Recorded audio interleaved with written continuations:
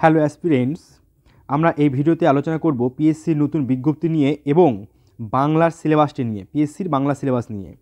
তো তোমরা যদি এই ওয়েবসাইটে চলে যাও তাহলে দেখবে কিছুক্ষণ আগেই এবং আজকে 31/12/2024, ঠিক আছে, 2024 আজকেই কিন্তু এই বিজ্ঞপ্তিটি প্রকাশিত হয়েছে। এই বিজ্ঞপ্তিতে কি বলা হয়েছে আমরা দেখে নিই। দেখো, public service commission West Bengal এখান থেকে হয়েছে, ঠিক আছে। এইখানে এই লাইনে যে বলা হচ্ছে একটা ডিরেক্ট রিক্রুটমেন্ট করা হবে, ঠিক আছে। বলছে ফলোয়িং পোস্ট, এই পোস্টটি একটা ডিরেক্ট রিক্রুটমেন্ট করা হবে।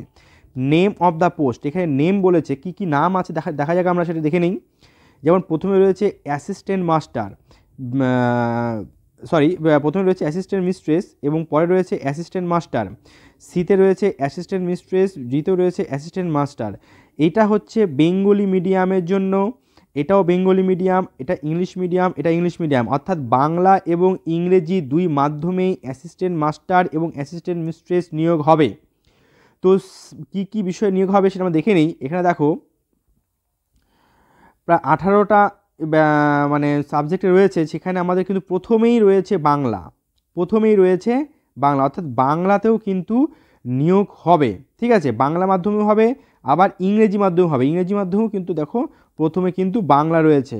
এছাড়া আরও ইংরেজি, ফিজিক্স, কেমিস্ট্রি এবং আরও প্রচুর সাবজেক্ট রয়েছে, history, economics, geography, nutrition, HM, FR, education, statistics, ঠিক আছে। এই বিষয়গুলোতে কিন্তু নিয়োগ হচ্ছে, ঠিক আছে।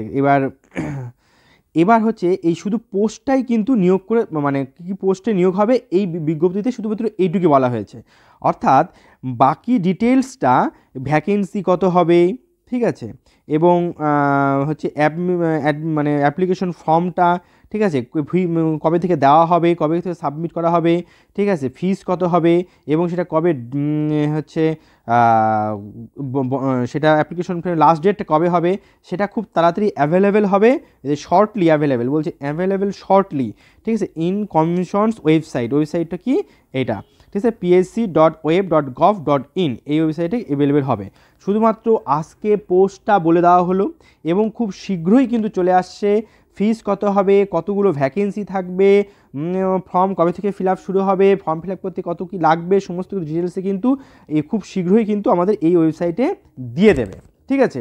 এবার আসি, আমরা যারা পিএসসিতে বাংলায় পরীক্ষা দেব, ঠিক আছে, তারা কোন সিলেবাস নিয়ে পড়াশোনাটা শুরু করব, ঠিক আছে। আমি তোমাদেরকে এর আগের পিএসসিতে অ্যাসিস্ট্যান্ট মাস্টার এবং অ্যাসিস্ট্যান্ট মিস্ট্রেসের ক্ষেত্রে যে সিলেবাসটা ছিল সেই সিলেবাসটা দেখিয়ে দিই, ঠিক আছে। এই দেখো, syllabus for screening test for the recruitment to the post of assistant master, assistant mistress in Bengali. এটা কিন্তু আমি আবারও বলে দিচ্ছি, এই সিলেবাসটা কিন্তু সম্পূর্ণটাই আগের সিলেবাস, ঠিক আছে, মানে এর আগের বিগত বছরের সিলেবাস। এবার সিলেবাস চেঞ্জ হতেই পারে, এবার হবে কি হবে না সেটা সম্পূর্ণভাবে যখন বলা হবে, আবার নতুনভাবে বিজ্ঞপ্তিটা আসবে, ফর্ম ফিল আপের কথা বলা হবে সেখানে, তখন হয়তো আবার সিলেবাসটাও বলে দেওয়া হবে।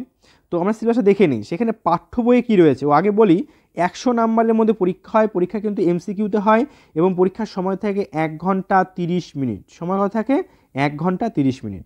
আচ্ছা, পাঠ্য বই কী কী রয়েছে? পাঠ্য বই উপন্যাস রয়েছে 3টে, একটা হচ্ছে কৃষ্ণকান্তের উইল বঙ্কিমচন্দ্র চট্টোপাধ্যায়ের, আরণ্যক বিভূতিভূষণ বন্দ্যোপাধ্যায়ের, বলয়ের ক্রাস আশাপূর্ণা দেবীর 3টি উপন্যাস রয়েছে।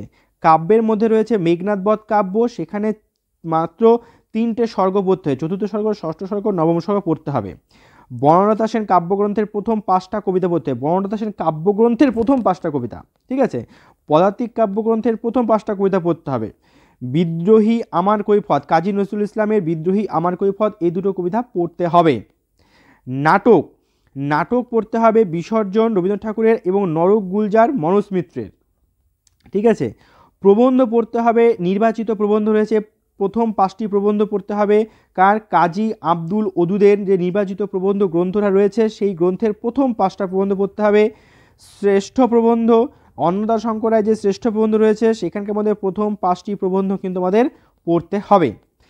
রবীন্দ্রনাথের ছোট গল্প পড়তে হবে, মেঘ ও রৌদ্র, শরৎচন্দ্র চট্টোপাধ্যায়ের ছোটো গল্প মহেশ, মানিক বন্দ্যোপাধ্যায়ের ছোটো গল্প টিচার, সৈয়দ মুস্তফা সিরাজের ছোটো গল্প গাছটা বলেছিল, জ্যোতিরিন্দ্র নন্দীর ছোটো গল্প গিরগিটি। আমি আবারও বলছি, এই সিলেবাসটা কিন্তু এর আগে যে পিএসসিতে মাস্টার্স এবং মিস্টার্সে পরীক্ষা হয়েছিল, টিচার নিয়োগের পরীক্ষা হয়েছিল, সেখানকার সিলেবাস কিন্তু। এবার সিলেবাসটা যে এটাই থাকবে না চেঞ্জ হয়ে যাবে সেটা কিন্তু আমরা পরে জানতে পারবো। ঠিক আছে, আশা করি চেঞ্জ অত হবে না, এটাই থাকার কথা, দু একটা অ্যাড বা এদিক ওদিক হতে পারে। বাংলা সাহিত্য ইতিহাসের মধ্যে আমাদের পড়তে হবে মঙ্গল কাব্য, সেখানে মনসা মঙ্গল, চণ্ডীমঙ্গল, ধর্মমঙ্গল পড়তে হবে, মানে ডিটেলসে কিন্তু পড়তে হবে। বৈষ্ণব কাব্যের মধ্যে পড়তে হবে বিদ্যাপতি, চণ্ডীদাস, জ্ঞানদাস, গোবিন্দ দাস, চারজন গুরুত্বপূর্ণ প্রধান কবি, তাদের ডিটেলসে পড়তে হবে। ফোর্ট উইলিয়াম কলেজ পড়তে হবে, বিদ্যাসাগর পড়তে হবে, দীনবন্ধু, গিরিশ ঘোষ, দ্বিজেন্দ্রলাল রায়, প্রমথ চৌধুরী, সত্যেন্দ্রনাথ দত্ত। অর্থাৎ আধুনিক যে যুগ সেখানে কিন্তু খুব কম সংখ্যক উল্লেখ রয়েছে, যেহেতু খুব কম সংখ্যক উল্লেখ রয়েছে, ঠিক আছে, এবং খুব গুরুত্বপূর্ণ বিষয় হচ্ছে এখানে কিন্তু দেখো রবীন্দ্রনাথ ঠাকুরের নাম নেই। ঠিক আছে, তো যদিও রবীন্দ্রনাথ ঠাকুরের ছোটো গল্প এখানে রয়েছে, এখন জানি না এখানে সেটা অ্যাড হতে পারে কি পারে না, বা রবীন্দ্রনাথ ঠাকুরের নাম নেই কেন, হিসাব মতো কিন্তু অ্যাড হওয়া উচিত। এখন দেখা যাক নতুন সিলেবাসটা আসলে কী দাঁড়ায়। ঠিক আছে, এবার বাংলা ব্যাকরণের মধ্যে কি রয়েছে, সন্ধি, সমাস, প্রত্যয়, কারক ও বিভক্তি, পদ পরিবর্তন, লিঙ্গ পরিবর্তন, অশুদ্ধি সংশোধন এবং এক কথায় প্রকাশ, এইগুলো কিন্তু ব্যাকরণের মধ্যে রয়েছে। তো এই হলো বাংলা সিলেবাস।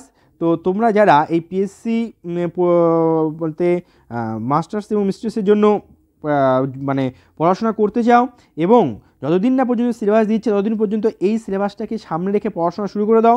বিশেষ করে সাহিত্যের ইতিহাস এবং ব্যাকরণটাকে সবার আগে পড়ো, তারপরে সিলেবাস চলে আসলে এই টেস্টগুলোকে কিন্তু তোমরা পড়তে শুরু করবে। ঠিক আছে, আর এই বিষয়ে যদি তোমরা আমার ক্লাস করতে যাও তাহলে ডেসক্রিপশন বক্সে দেওয়া যে লিঙ্ক নম্বরটি রয়েছে সেখানে, তার মাধ্যমে আমার সঙ্গে যোগাযোগ করতে পারো। ঠিক আছে, আমরা খুব এই বিষয়ে ক্লাস কিন্তু জানুয়ারি মাসের প্রথম সপ্তাহে থেকেই শুরু করে দেবো। এই ছিল সম্পূর্ণ ভিডিও। আশা করছি ভিডিওটা ভালো লাগলো এবং এই খবরটি তোমরা তোমার বন্ধুদের মধ্যে শেয়ার করে দাও।